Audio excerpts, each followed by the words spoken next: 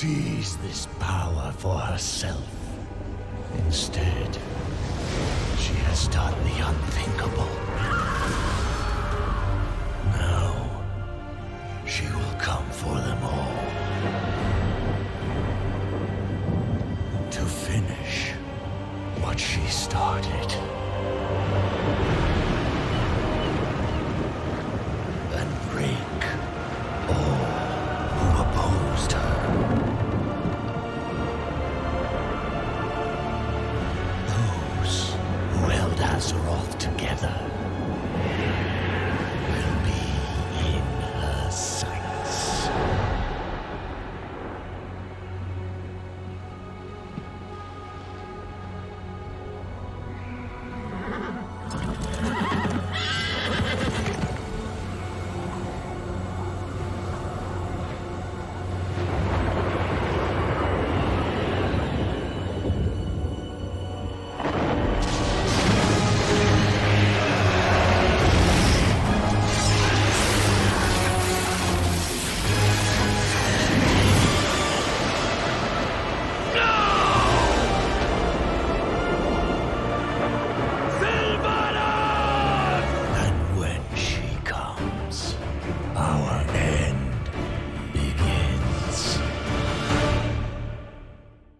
Hey there, this is AzuRaven here doing a Shadowlands Maw intro so you don't have to. While walking to the top of Icecrown Citadel, Darian quickly recaps the events leading up to the Shadowlands expansion and tells us that Bolvar believes he knows where Sylvanas might be hiding. We are to meet with the leaders of the Alliance and Horde atop Icecrown Citadel. We enter in the middle of Lorthamar and Tyrande arguing over the rationality of following Sylvanas on what is very likely a suicide mission. And you know Tyrande has completely lost it when even Genn thinks it's a bad idea. Helya makes one final attempt to reason with Tyrande, which serves only to heighten the tensions between Tyrande and the Horde leaders, until Bolvar finally steps in to remind everyone what is really at stake here. He goes on to explain that, wait a minute, Bolvar, what are you doing here? Anyway, thanks to the helm, he's able to catch fleeting glimpses of the Maw. Using the broken shards of the Helm of Domination, we open a portal to this dread realm and enter with the aid of the Knights of the Ebon Blade. But, of course, not before Tyrande jumps in an attempt to claim vengeance on Sylvanas. Sorry, guys, she's just having a really bad day. You understand. Darren, could you, shut up for a minute, please? I'm trying to watch a cutscene. Our journey starts out with Darian explaining why our Heart of Azeroth doesn't work anymore, even though it is all the power we got is stored in the necklace that is here, but we're too far away. You know what? Just don't even think about it. We're going to move on because we have just crash landed at the Crucible of the Damned, where our Ebon Blade friends are scattered and being picked off by Mossworn guards. We need to take care of these Mossworn guards, find our Ebon Blade friends, and work together to find Jaina and Thrall and Baine and Anduin and maybe Tyrande. As we cut through scores of Mossworn guards, we eventually come upon a mortally wounded Ebon Blade Knight who informs us that a fiend known as Ruiner Maroth currently has several of our Ebon Blade friends engaged in combat. The Ebon Blade cannot sustain this loss, and we need to go save them. We must be careful, though, because surely such a formidable foe as Ruiner Maroth... Oh, no, he's dead. Okay. Once we are clear of the Crucible of the Damned, we are able to regroup and decide to look for some signs of our allies. Luckily, mere feet from where we started, we are able to find several Mossworn impaled on frost spikes. This could only be the work of the Lord Admiral. Sure enough, after only a few minutes, we're able to catch up with Lady Jaina Proudmoore, who... Holy crap, I have a mage! Where's my Ice Tornado spell?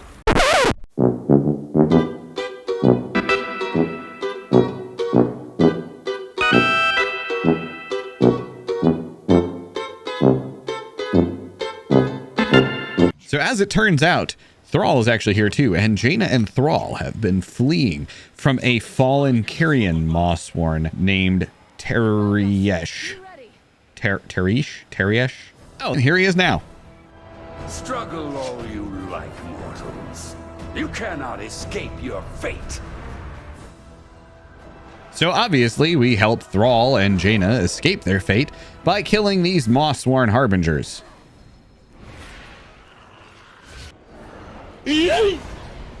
Eventually, mass teleport comes off of cooldown and Jaina is able to bring us all under an overhang. From there, we try and fail to sneak into a cave that Jaina has used previously as a hiding spot.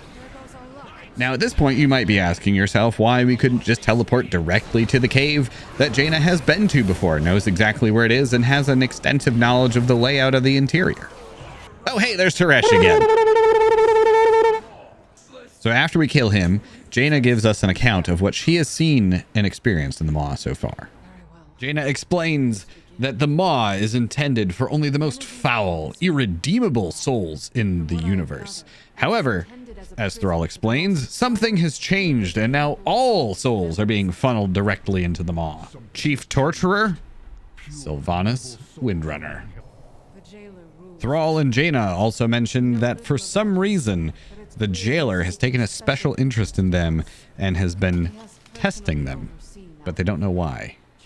It's not all doom and gloom though, because Jaina has personally seen both Baine and Anduin and knows that they are both alive. However, she is not sure how to escape. Fortunately, Darian isn't just here to interrupt our cutscenes with mismatched dialogue. He has a plan to go find some of these malevolent spirits and to bind them to find out if one of them might know a way out of this nightmare. So we head out with our good buddy Darian, armed with the Helm of Dominion, to subdue Malice Shadows in an attempt to find a way out of the Maw. Unfortunately, our efforts appear to be fruitless. At least they are until Darian notices a gigantic tormented amalgamation, a grouping of hundreds of souls into a large construct. Darian decides that the best way to deal with this is to dominate that creature and bring it back to the cave for interrogation.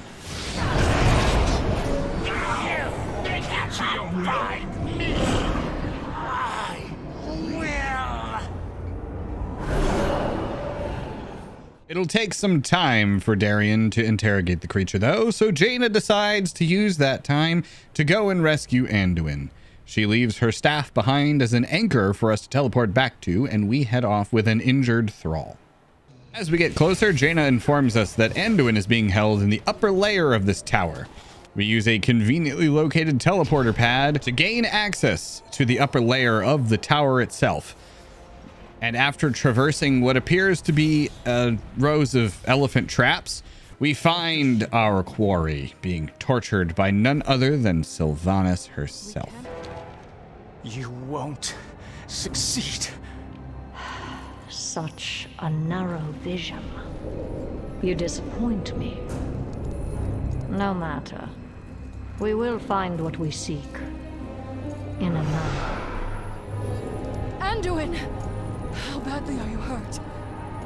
I will live. I'm relieved you're all safe.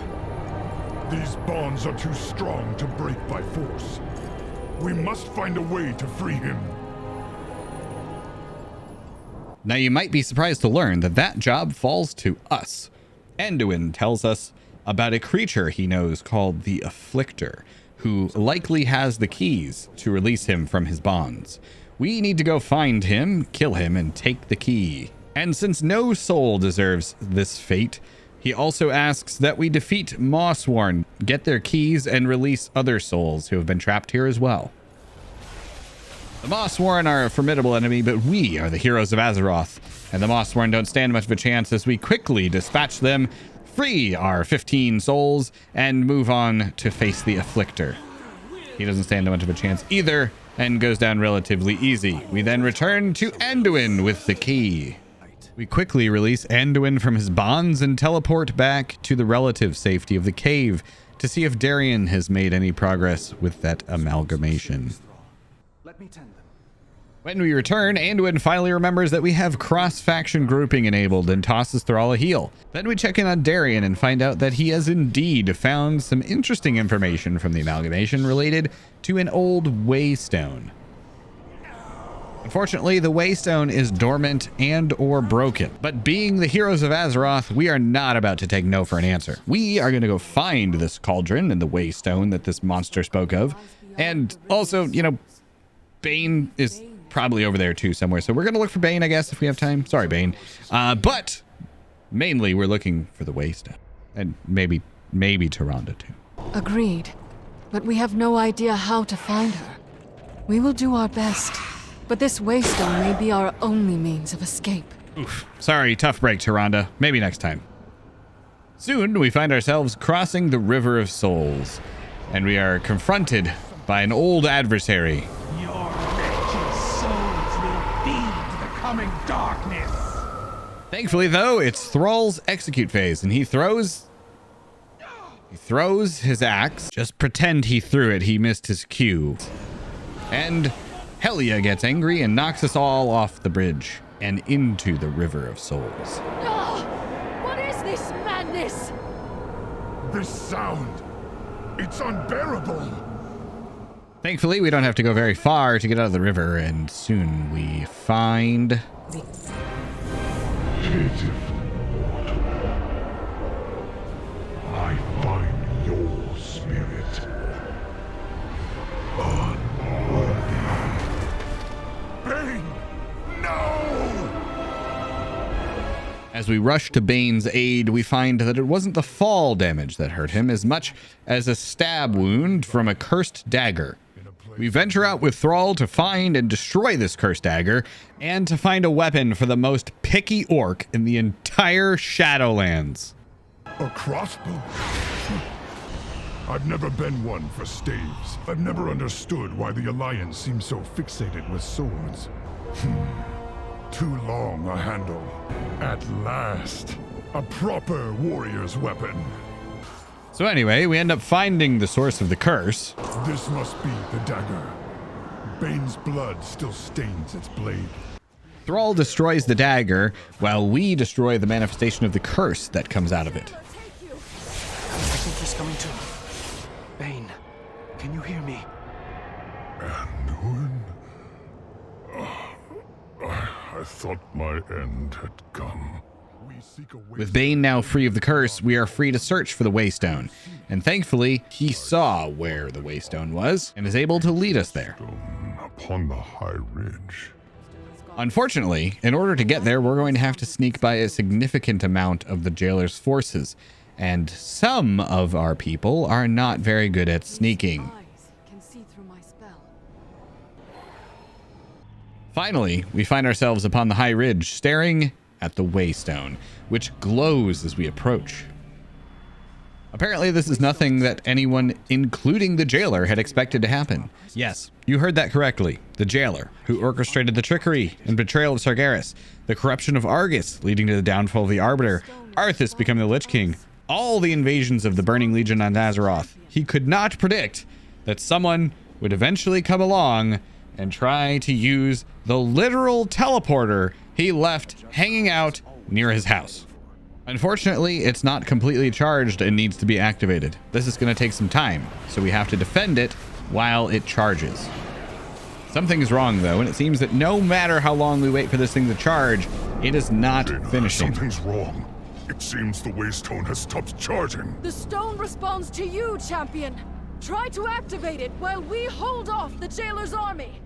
With the entire might of the Jailer's army bearing down on us, we try one last final desperate move, and we reach out to touch the stone. Nothing escapes the law. Yield to the inevitable.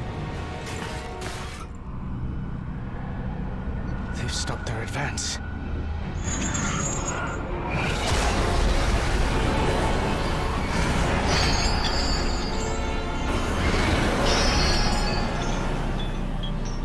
The light is with me, even here.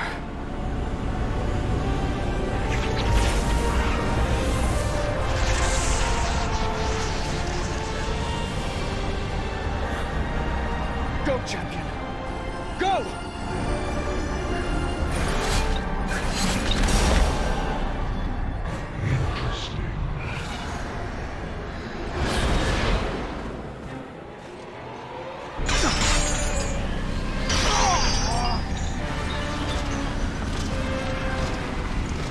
You have failed. No. I have precisely what I need. And just like that, we have escaped the maw, but leave all of our friends at the mercy of the jailer. We need to quickly find out more about this place and find a way to save our friends from this insidious new evil. However, that is a story for another day. Join us for episode 2 as we tell the story of Shadowlands' first leveling zone, Bastion. Thank you as always for watching the video. If you watched it this far, let us know in the comments what you thought about the video and the story of the maw. Also, please consider subscribing and hitting the notification bell. It's a great way to support what we do, and you'll know when future episodes are uploaded as well. Until next time, see you later.